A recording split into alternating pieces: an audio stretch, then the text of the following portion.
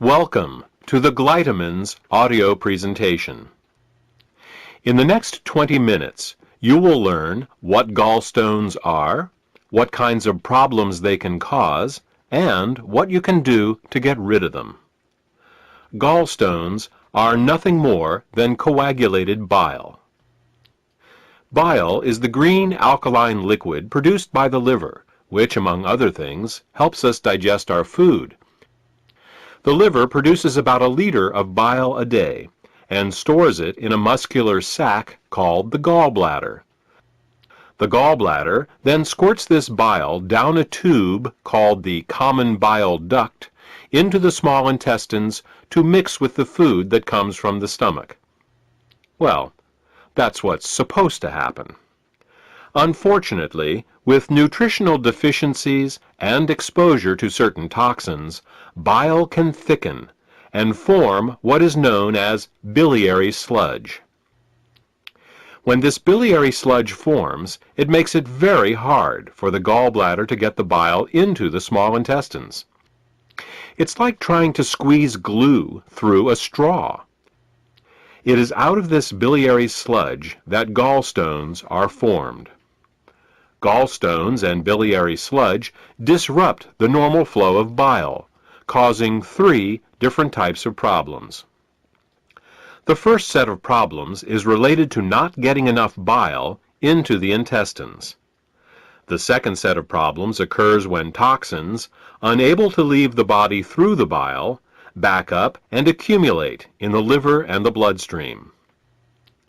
The third set of problems occurs when the bile, unable to get into the intestines, backwashes into the pancreas and liver.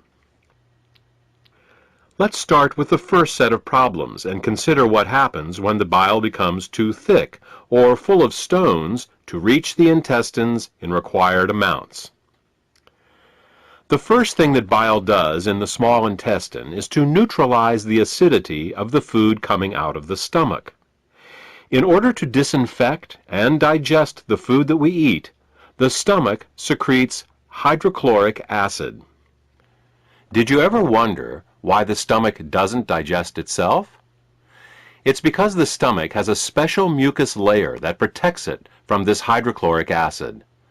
But the small and large intestine have no such protection. Instead, they rely on bile. Bile is a very alkaline substance, and when it comes into contact with the acidic food from the stomach, the acids are neutralized. If bile can't get into the small intestine in required amounts due to biliary sludge and gallstones, then stomach acids in the food are never fully neutralized. They can cause acid burns along the entire length of the small and large intestines, all 30+ feet of them. We experience this as indigestion, heartburn, ulcers, and all manner of digestive complaints. In essence, we are digesting our own intestines. The next thing that bile does in the intestine is to emulsify the fats and oils in the food that we eat. Emulsification is the process by which fats and oils are made water-soluble. To understand emulsification, think of soap. It's next to impossible to rinse grease off a dish with just plain water. But if you put a drop of soap on the dish, the grease washes right off.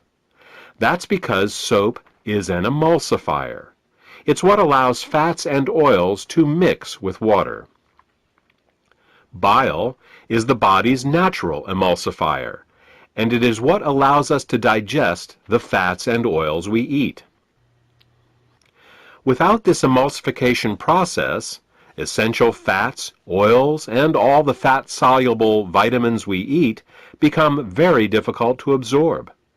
Without adequate bile in the intestines, a person can end up suffering from malnutrition, regardless of the quality and/or quantity of the food that they eat.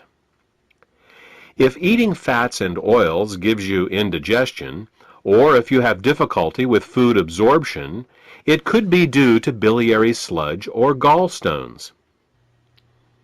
The next thing that bile does in the intestines is to stimulate Peristalsis. Peristalsis is the rhythmic, wave-like motion of the intestinal muscles that moves the food through our digestive tract. If you don't get enough bile into your intestines, you're bound to be constipated, no matter how much fiber you eat. Some people have the misfortune of experiencing alternating constipation and diarrhea. This can be a very confusing experience, but the cause can be quite simple. Without sufficient bile, the hydrochloric acid-rich, partially digested food just sits in the intestines with no peristalsis.